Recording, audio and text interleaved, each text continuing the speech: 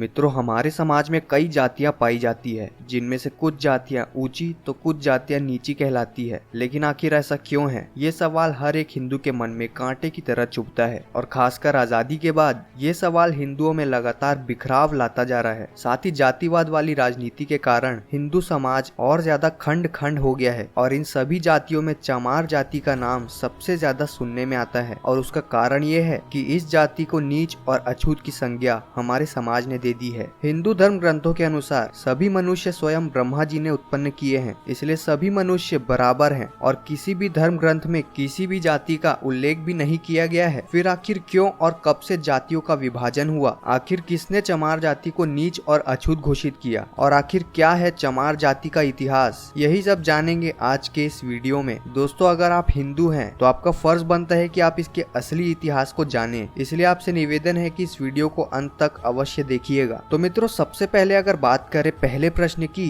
कि कुछ जातियां ऊंची और कुछ जातियां नीची क्यों कहलाती है, तो इसका एक वाक्य में सीधा सा उत्तर है कि प्राचीन काल में जातियां थी ही नहीं, तो फिर ऊंच नीच का तो प्रश्न ही नहीं उठता है। और बात करें दूसरे प्रश्न की कि आखिर क्यों और कब से जातियों का विभाजन हुआ, तो मित्रों, महाभारत और रामायण पढ़ने पर हमें पता चलता है कि आदि काल में प्रमुख रूप से देव, दानव, राक्षस, यक्ष, गंधर्व, किन्नर, नाग आदि जातियां थी। प्रारंभ में पृथ्वी के सभी द्वीप आपस में जुड़े हुए थे और इस जुड़ी हुई धरती को प्राचीन काल में 7 द्वीपों में बांटा गया, जिनमें जम्बू द्वीप, प्लक्ष द्वीप, शालमली द्वीप, कुश द्वीप, कौच द्वीप, शाक द्वीप और पुष्कर द्वीप थे। इन सभी में जम्बू द्वीप सभी के बीचों बीच था, जहां पर मानव सभ्यता का विकास हुआ। एक ही कुल व जाति के होने के बाद भी मानव भिन्न भिन्न जगह पर रहकर जातियों में बंटता गया। उस समय कर्म के आधार पर जातियों को संबोधित किया गया था। ठीक वैसे ही जैसे आज हम वकील, मास्टर, टेलर, डॉक्टर, जज आदि उनके नाम की वजह से कहते हैं। जिस तरह एक वकील का बेटा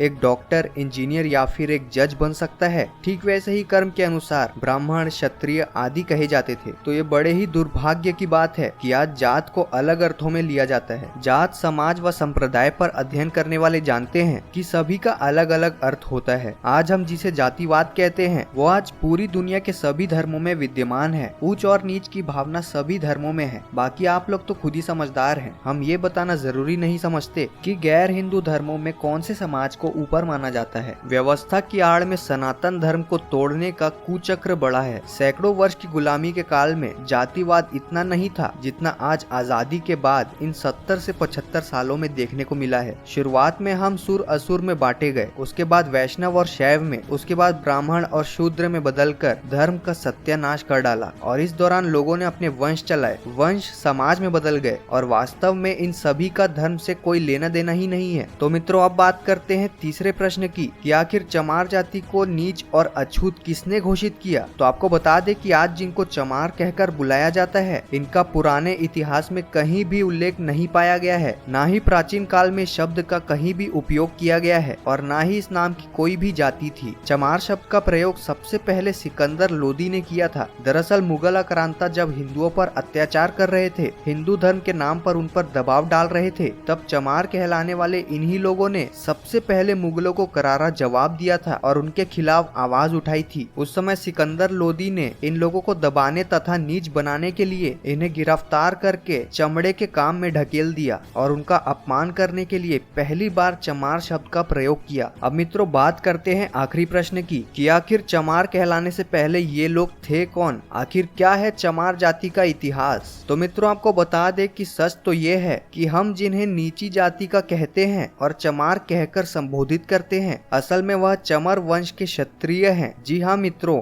डॉक्टर विजय सोनकर शास्त्री ने एक पुस्तक लिखी है जिसका नाम है हिंदू चर्मकार जाति और इस पुस्तक में उन्होंने चमर वंश के विषय में विस्तार से लिखा है। और मित्रों, यही नहीं, महाभारत के अनुशासन पर्व में भी इस वंश का उल्लेख मिलता है। जब भारत में तुर्कों का शासन था, उस समय भी पश्चिमी भारत में चमर वंश का शासन था। उस समय पश्चिमी भारत पर राजा चमर सेन का शासन था। आपको बता दे, डॉक्टर विजय सोनकर शास्त्री के अनुसार राणा सांगा व उनकी पत्नी झाली रानी ने चमर वंश से संबंध रखने वाले संत रविदास जी को अपना गुरु मानकर उनको मेवाड़ के राजगुरु की उपाधि दी थी और उनसे चित्तौड़ किले में ही रहने की प्रार्थना की थी। डॉक्टर शास्त्री ने अपनी किताब में ये लिखा है कि विदेशी मुगल आक्रमणकारियों के आने से पहले भारत में मुस्लिम, सिख व दलित नहीं थे। जिन्हें आज हम दलित कहते हैं वो वो सब आंतरिक लड़ाई के कारण धीरे धीरे क्षत्रिय समुदाय से अलग होते गए और धीरे धीरे इनकी गिनती निम्न और शूद्र जाति में की जाने लगी। मित्रों, संत रविदास चित्तौड़ किले में कई महीने रहे थे और उनके महान व्यक्तित्व